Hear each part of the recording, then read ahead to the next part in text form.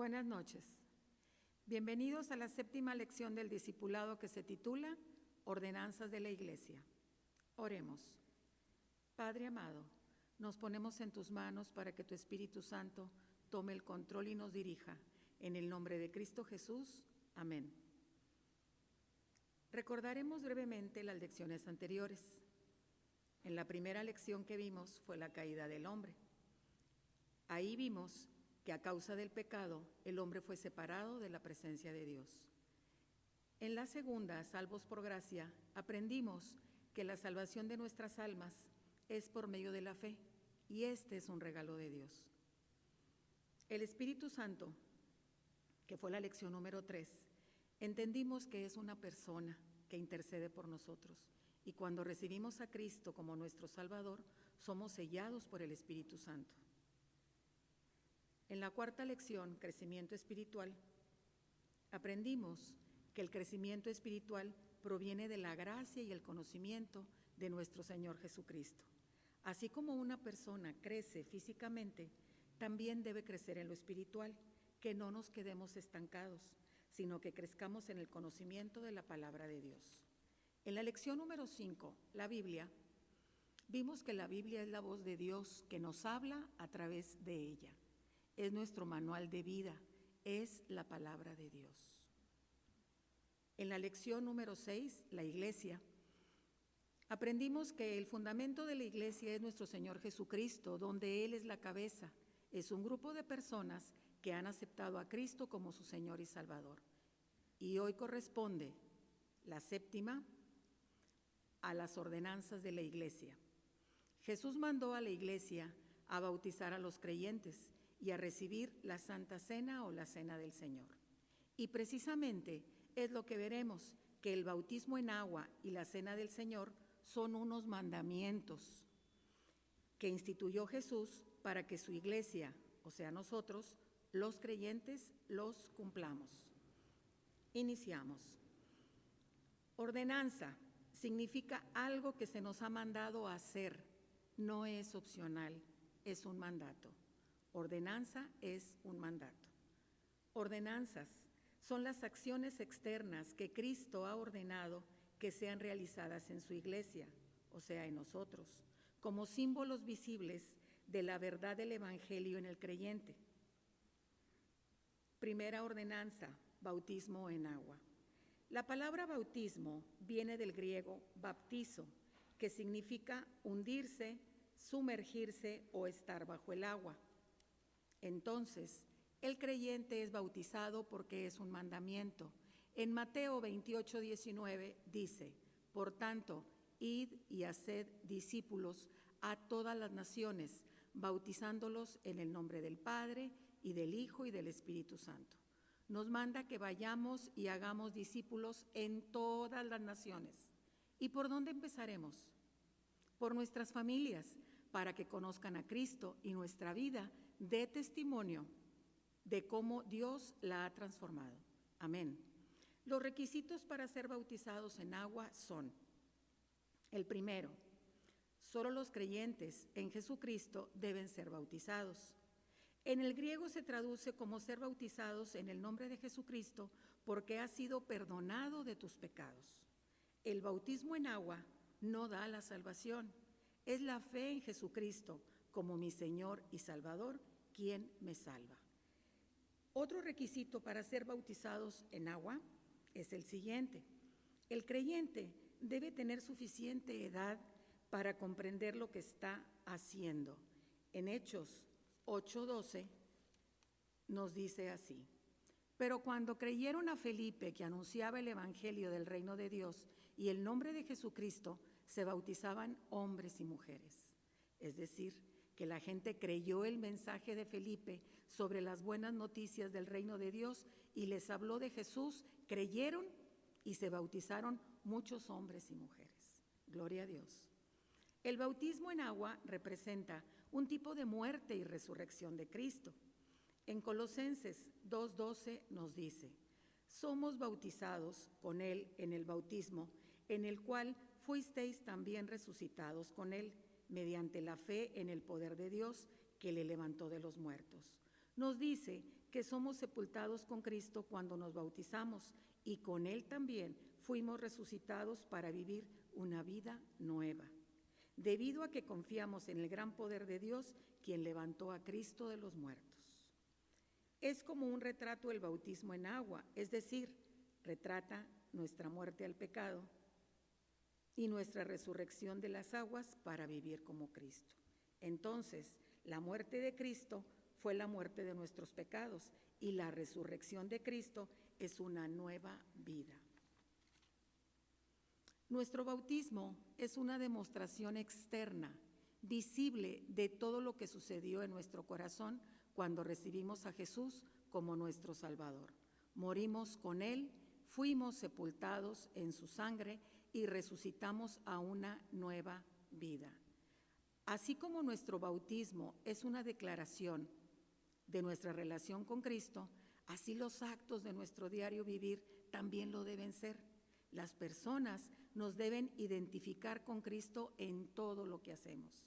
Que nuestro testimonio hable más que nuestras palabras. Cuando bajas a las aguas del bautismo, estás siendo sepultado con Cristo. Al salir de las aguas, le estás diciendo al mundo que has muerto al pecado y has sido levantado para vivir una vida nueva. Gloria a Dios. El bautismo en agua no te da la salvación. Le dice al mundo que ya eres salvo, o sea, es un símbolo de que inicias una nueva vida, comenzando todo otra vez de nuevo. Bendito sea Dios. El bautismo es morir a mis deseos, a mi vida pecaminosa. Cuando me sumerjo en agua, yo muero a todo eso. Cuando salgo del agua, es resucitar con Jesús y dar testimonio de andar en vida nueva. Para quienes no se han bautizado, mis hermanos, los invito a estar al pendiente de los próximos bautizos que habrá en la iglesia y así poder cumplir con esta ordenanza.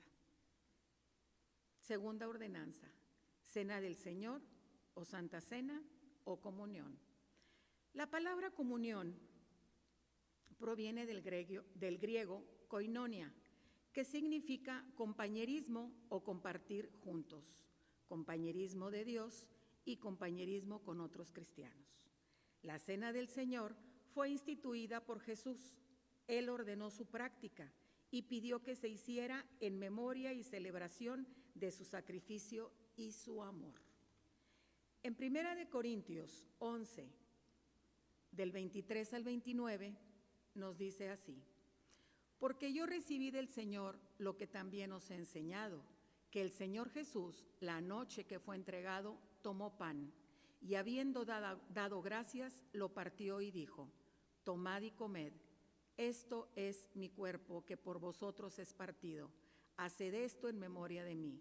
Asimismo, tomó también la copa, después de haber cenado, diciendo: esta copa es el nuevo pacto en mi sangre, haced esto todas las veces que la bebiereis en memoria de mí.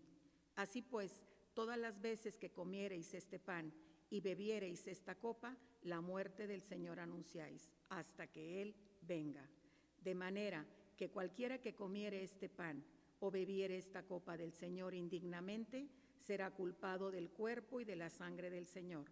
Por tanto, pruébese cada uno a sí mismo y coma así del pan y beba de la copa, porque el que come y bebe indignamente, sin discernir el cuerpo del Señor y juicio, come y bebe para sí.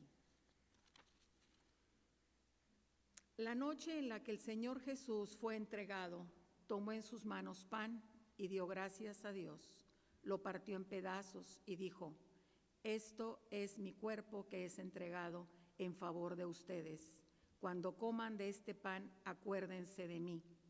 Después Jesús tomó en sus manos la copa con el jugo de uva, o sea, el fruto de la vid, y dijo: esta copa es el nuevo pacto entre Dios y su pueblo, un acuerdo confirmado con mi sangre. Hagan esto en memoria de mí todas las veces que la beban. Cada vez que coman este pan y beban de esta copa, están anunciando que Cristo murió por nosotros, hacerlo hasta que Él venga. Entonces, el pan simboliza su cuerpo inmolado y el de la copa es su sangre que derramó Jesús y que nos limpia de todo pecado. En 1 de Juan 1:7 nos dice, y la sangre de Jesucristo, su Hijo, nos limpia de todo pecado. Por lo tanto, la cena del Señor es para los arrepentidos que hemos aceptado a Cristo como nuestro Salvador. Los nacidos de nuevo en Cristo son los que pueden participar en la cena del Señor. ¿Cuál es el propósito de la cena del Señor? El propósito de la cena del Señor es que recordemos la muerte del Señor Jesucristo, el sacrificio que hizo por mí en la cruz, lo que Cristo hizo en la cruz por cada uno de nosotros. Amén. Antes de participar en la Santa Cena del Señor, se debe uno examinarse a sí mismo. Examinar significa analizar, hacer una introspección de sus propios pensamientos, mirar a su interior, para encontrar si hay pecado en nuestra vida, es decir, hacer un análisis de los pensamientos o acciones que no son correctas y que me separan de Dios. Y es para ver si hay algo como amargura o resentimiento hacia otros cristianos, o sea que si mi relación está mal con Dios a causa de mi pecado que me separa de Él, lo más seguro es que mi relación con quienes me rodean esté fracturada. Entonces, si al examinarme y ver que estoy viviendo en pecado o guardo rencor en mi corazón hacia algún hermano, lo que debo hacer es confesar todo pecado. Así lo dice en 1 de Juan 1:9, que si confesamos nuestros pecados, Él es fiel y justo para perdonar nuestros pecados y limpiarnos de toda maldad. En 1 de Juan 1:7 nos dice que la sangre de Jesús nos limpia de todo pecado. Abogado tenemos con nuestro Padre a Jesucristo su Hijo. En 1 de Corintios 11:27 se refiere a tomar indignamente la cena del Señor. ¿Qué quiere decir esto? Cuando Pablo dice que no hay que participar indignamente, no está diciendo que solo la gente que se cree digna puede participar. Lo debemos hacer dignamente, es decir, de la manera correcta, o sea, con discernimiento, ya que el discernimiento nos permite valorar si una acción es buena o mala. Tomamos indignamente cuando menospreciamos la gravedad del pecado y la magnitud de la cruz de Cristo, cuando no le damos la importancia al gran valor que tiene su sacrificio en la cruz por mí y por amor. La cena del Señor es un memorial, no es para el perdón de pecados, es para recordar lo que Cristo hizo por nosotros por amor. Gloria a Dios. La cena del Señor celebra nuestra liberación del pecado a través de la muerte de Cristo. Concluimos. La Santa Cena es un testimonio, por medio de ella testifico que Jesús ha partido su cuerpo y derramado su sangre por mí, y de esta manera proclamo la muerte de Cristo. Esto se debe hacer en memoria de Él. Cuando parto el pan, hago memoria a cómo su cuerpo fue partido por mí. Cuando tomo de la copa, hago memoria al derramamiento de su sangre por causa de mí. Al mismo tiempo, también testifico que lo he recibido por gracia, como un regalo de Dios. No conmemoro la Santa Cena para recibir perdón por mis pecados, sino porque ya he recibido el perdón por ellos. La Santa Cena o la Cena del Señor es un recuerdo de lo que Cristo hizo por nosotros y una celebración de lo que recibimos como resultado de su sacrificio. Consideremos que tanto el bautismo en agua como la Cena del Señor son mandamientos que instituyó Jesús para su iglesia, que somos nosotros, para que los cumplamos y así habremos obedecido lo que Dios ordena en su palabra. Dios les bendiga, mis hermanos. Iglesia amada, casa de alabanza, Dios les bendiga y estamos prácticamente concluyendo nuestros niveles de discipulado 1 y 2, pero quiero animarte a que sigamos respaldando y apoyando la obra del Señor. No solamente por eso debemos de dar, sino porque nuestra dádiva con diezmos y ofrendas Es algo que Dios nos pide para que seamos bendecidos nosotros. Una de las cosas que analizo en la Escritura es, la Biblia habla mucho y tiene demasiados ejemplos sobre el dar. Y si de alguien tenemos que aprender, pues es de Dios. Dios siempre, cada día, nos da algo. Mira, quiero leerte una porción de la Escritura y solamente quiero que la escuches. Dice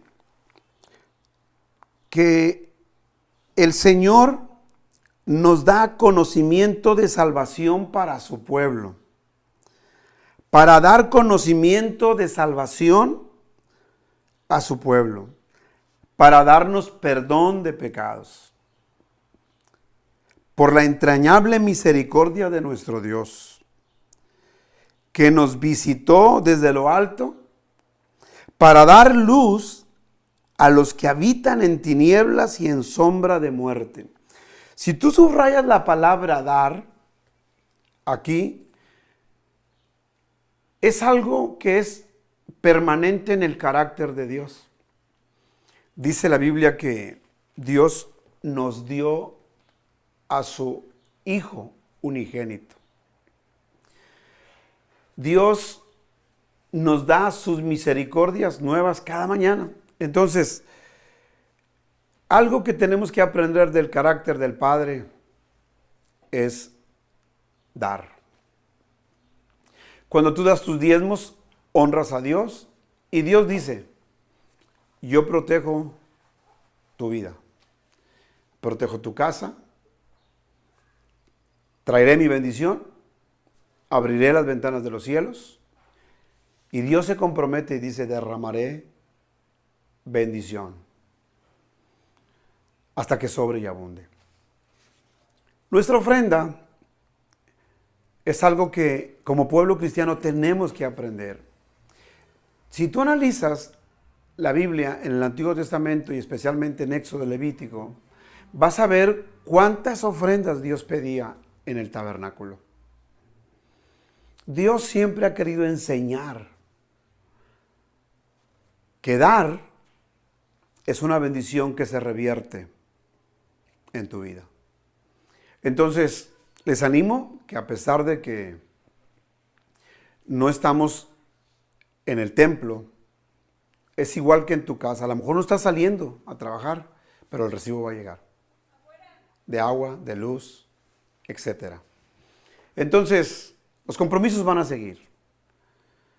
Te animo a que lo sigas haciendo y yo oro que el Señor bendiga tu vida, bendiga tu familia, bendiga tu casa. Y que el 90% con el que te quedas, porque entregas tu diezmo, se quede bajo bendición. Y que te rinda y se multiplique. Y que tu ofrenda, que honra a Dios, sea una semilla que traerá cosechas. Cosechas que van a venir aumentadas y multiplicadas. Te bendigo, bendigo tu casa y en el nombre de Jesús, que el Señor supla cada una de tus necesidades. Él las conoce. Sanidades, provisión, conflictos, cualquier cosa que te esté inquietando y robando la paz.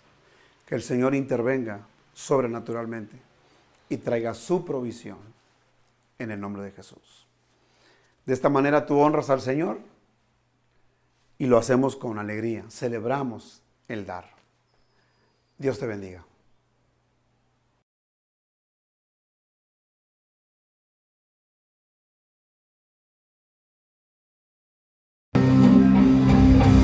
He venido a encontrarme contigo, Señor.